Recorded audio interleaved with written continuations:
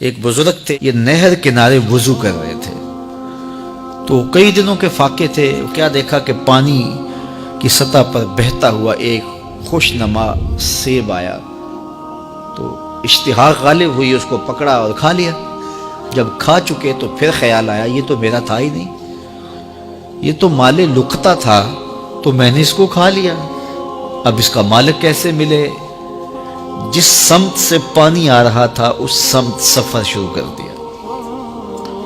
کئی دنوں کی مسافت کے بعد دیکھا کہ ایک باغ ہے جس کی شاخیں اس پانی کی طرف لٹک رہی ہیں۔ سمجھ گئے کہ یہیں سے گرا ہوگا اور میں نے کھا لیا۔ خیر باغ میں پہنچے، مالک سے ملے، کہا کہ یوں میں نے ایک سیب کھا لیا ہے اور میرا غالب گمان یہ ہے کہ اس باغ کا وہ سیب تھا، تو میں معافی مانگنے آیا ہوں، یا پھر بتائیں کہ اس کا ہرجانہ کیا ہوگا۔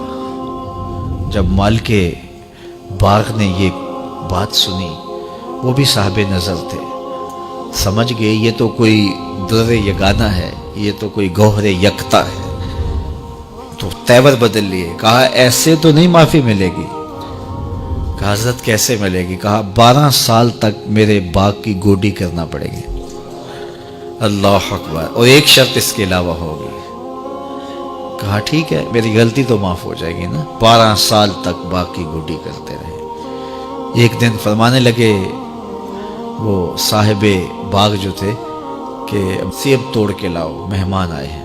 تو وہ سیب توڑ کے لائے تو وہ کچے ہی تھے۔ تو کہا تم 12 سال ہو گئے ہو سیبوں کے باغ میں رہتے ہوئے، تمہیں پتہ نہیں کہ کچے سیب اور پکے سیب کیسے ہوتے ہیں؟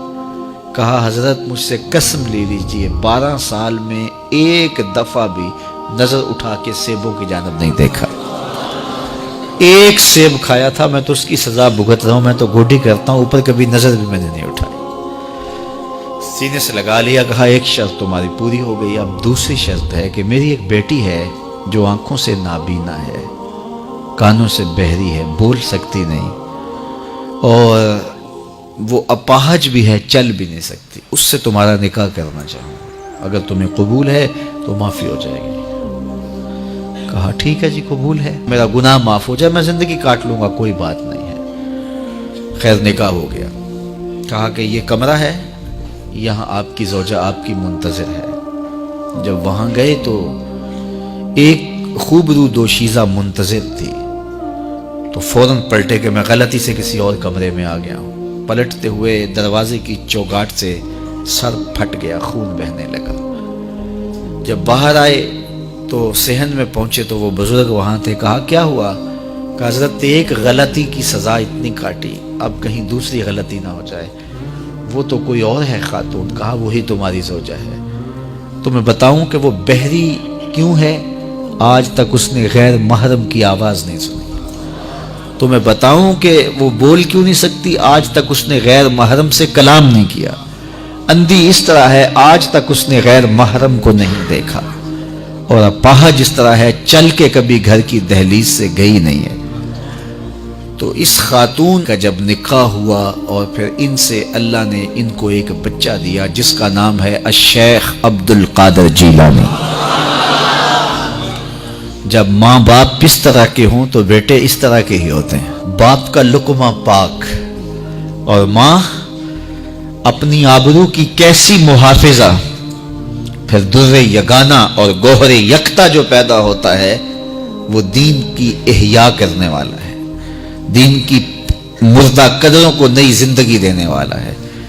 حضرت ملا علی قاری لکھتے ہیں کہ حضور غوث اعظم جب مجلس واعظ کرنے بیٹھتے تو 70 ہزار کا اجتماع آپ کے مجمع میں ہوتا، اور عمومی طور پہ اللہ کی رحمتوں کے حوالے سے بات کرتے، اور جس دن آپ اللہ کے قہر، غضب اور جلال کی بات کرتے کئی جنازے اٹھتے۔